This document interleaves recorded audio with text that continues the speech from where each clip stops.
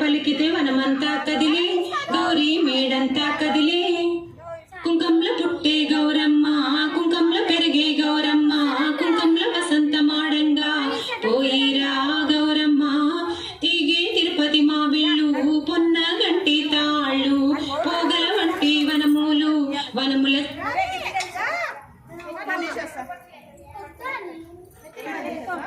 వేస్తారు. ఎప్పుడు వేస్తారా? నీళ్ళల్లో ఆడతారు ఇంకా.